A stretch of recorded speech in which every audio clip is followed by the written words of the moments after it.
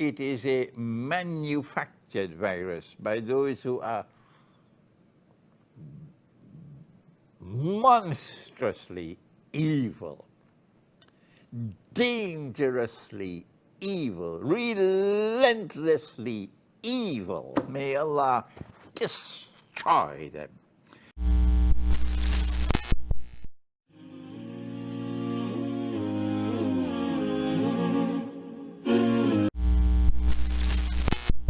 We come back to the virus.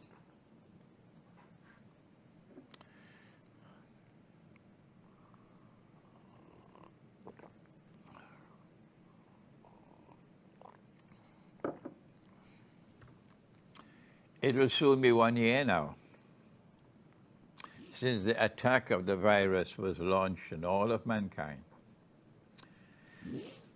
My first observation is that never before in history, in known human history, have all of mankind at the same time been affected by a plague or a virus.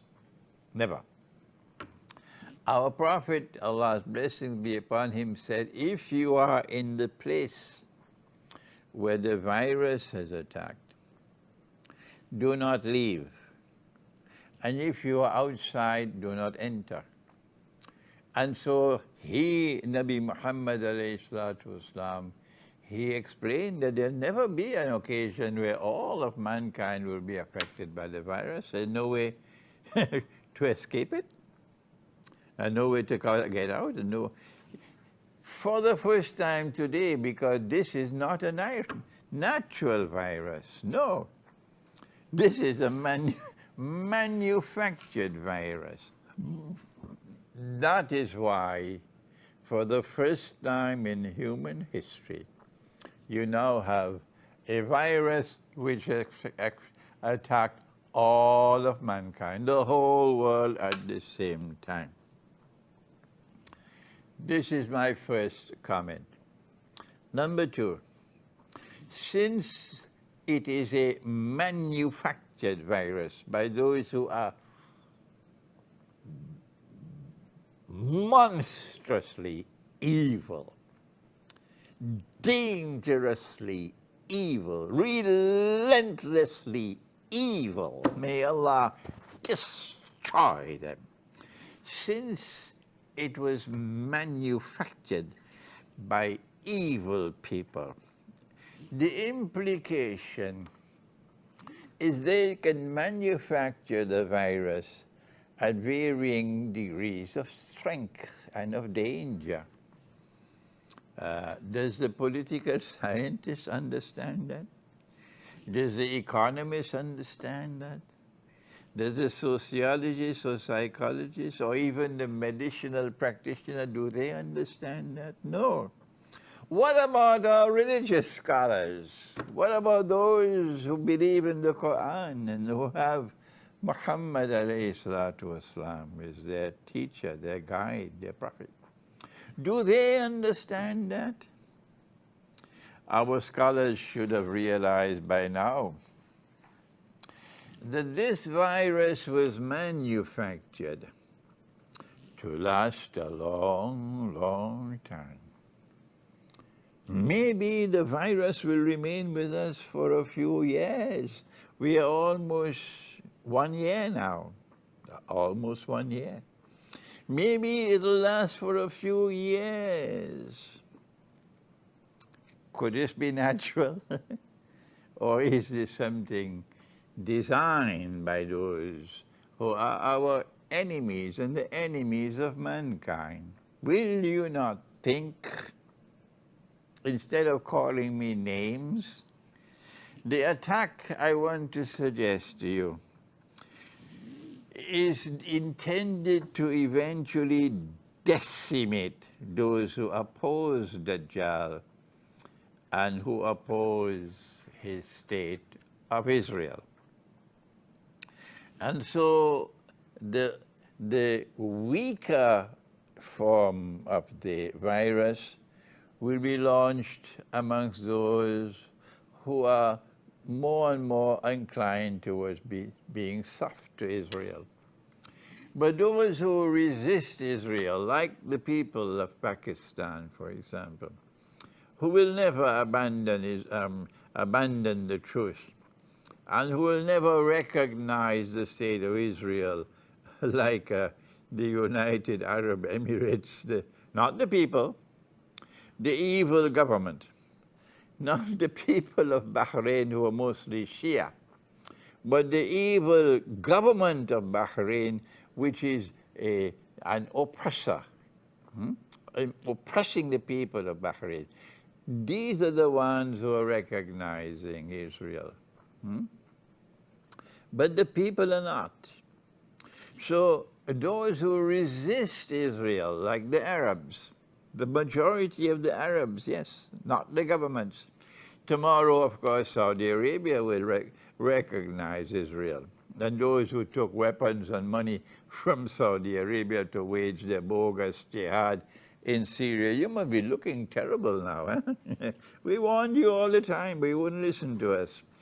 Tomorrow, Saudi Arabia will also recognize this. I said this in my book entitled The Religion of Abraham and the State of Israel, a View from the Quran. This book examined the subject of recognition, diplomatic recognition of the State of Israel. I did it maybe, how much, 20-something years ago? The book was out of print, but now it is reprinted in Pakistan, alhamdulillah. So when you order the complete set of books from me in Pakistan, you're going to get 30 books, including this one. So those who are recognizing the state of Israel are the ones who are on this side of the fence. But those who oppose Israel relentlessly, the followers of Nabi Muhammad والسلام, and the followers of Nabi Isa والسلام, these two ummahs, these are the ones who are going to be attacked most relentlessly with the most vicious form of the virus. That is still coming. That is still coming. And so our scholars should be understanding the eschatological explanation of the virus. The virus is already successful in getting all of mankind to respond in the same way. You know, face mask.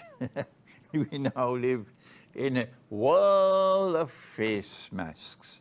Yes, yes, I have to put on this thing on my face when I want to enter the supermarket or the market. I have to do that. If I want to go any official building or so, I gotta put it on. But as soon as I'm out, I take it off. If I'm in my car and I'm alone in the car, no mask, none. But if there's a passenger in the car and you don't put on the mask, the police stop you, you're going to get a fine of $1,000, I don't know how many dollars. So it is a universal phenomenon today of face mask. But in the house of Allah, in the masjid, are you going to enforce the law, or you must put on a face mask to perform the salat? Well, let me tell you, that is bid'ah. If you don't know it, let me tell you, that is bid'ah. To establish a new law for salat, and that you have to stand 5 feet apart or 3 feet apart. You will never find me conducting a Jum'ah with people sitting 3 feet apart. Alhamdulillah, inshallah, I'll never do that. So this attack of the virus is meant to establish a world order which would advance the agenda of control over the whole world. Get everybody to behave the same way, to live the same way. And then the virus has also come to do something psychological. That was sociological. This is psychological. To terrorize you, to get you to become scared, to live with fear in your hearts. And they become as scared as rabbits. And from the time you become scared, you will do everything they ask you to do. You will dance to every tune they play. And so it becomes so much easier for them to control all of mankind in one universal world order. These are some of the kinds of analysis that you will get from Islamic eschatology. The medical scientist doesn't know about that because, as Iqbal said, Sitaro se aage jahan aur bhi hai. That there are worlds beyond medical science, you know. Another of the implications of the virus is to weaken your group solidarity. When the month of Ramadan comes, that's the month where we build group solidarity, the solidarity of the community, of the ummah. It is built, it is strengthened in Ramadan. You don't want to fast for the whole day and then break your fast all alone. No. You want to come together. And everybody, the whole family sits together and you break the fast together. It's a wonderful time. It builds memories which last a lifetime.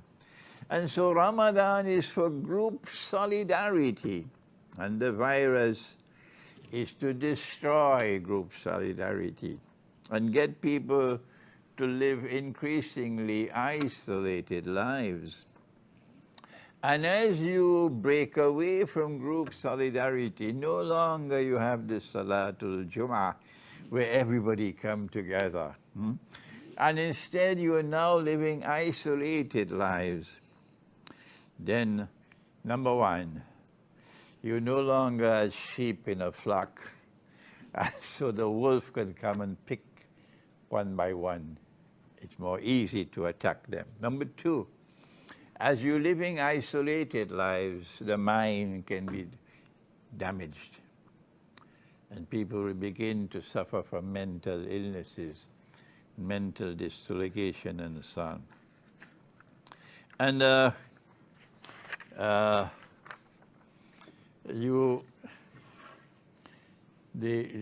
virus has also come in order to destroy not only the group solidarity, not only mental health, the virus has also come to destroy the economy in such a way that only the rich can eventually survive the virus.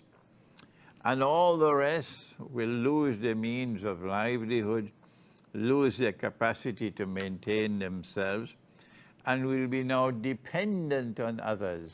And when they turn off the tap, there's no more water. So when you are dependent on them with the water, and when anytime they turn off the tap, no water for you, you'll do everything they want you to do. You'll do everything in order to get your water. And so mankind can more easily be controlled when the virus has destroyed the economy in such a way that most of mankind become dependent rather than economically independent. And so it is eschatology which is explaining the virus. Where are the scholars of Islam? Are they doing this? Are they explaining the virus? Or are they insisting that as soon as we get the permission, the masajid are open, everybody must put on the face mask? Yes? And they're insisting, put the sign out there, when you enter this masjid, you have to it's social distancing. Is that Islamic eschatology? Are these the people you consider as your Maulanas and your Muftis and the Shuyukh? And when I teach them, these people are so shameless. Even though they know that this is the truth, they are so devoid of shame that they will not accept that what I'm saying is the truth, and they will not preach the truth to others. Our response, my dear brothers and sisters, wherever you are, my first response to the virus is banish fear from your heart. I have never, ever, ever had fear in my heart from day one, from this virus. I can't say to you something that I don't do myself. So banish fear from your heart. Number two, make sure you prepare the way to sustain yourself, because the attack on the economy is formidable. This is just the beginning, eh? I think this virus is going to last for years. So the economy will eventually collapse. Only the rich will survive. So listen to me, please. Retreat to farming, food crops, dairy farming. If you can get close to the sea or to the river, the big rivers, and fish you can use to survive. Number three, hasten. Make haste with your effort to study and to understand the reality of the world today in which you are living. And you cannot do that without guidance from Allah. You cannot do that if you're a Muslim from the Quran. And one more thing. Our Prophet said that the time will come when one man will have to maintain 50 women. And so last Ramadan I said it. I said, reach out for our sisters who are living alone with none to maintain them. Reach out to them to maintain them. Reach out most of all to women with children who have no one to maintain them. And they have to look for a job to try to maintain themselves and their children. I said, look out for them and try to maintain them. This is your priority at this time, while this virus is raging. These women may not come to you to seek help, but you must search out for them and try to reach out to them and help them and maintain them. And if you can marry, that is even better. But the Quran says, if you fear you cannot maintain them equitably, then stay with only one wife. Stay with only one wife. But if you can, then make the means. Marry them. Do not be afraid to marry if you have the means to do so. And if the godless world says good men have only one wife, tell the godless world, get lost. And so here is our response to the virus. And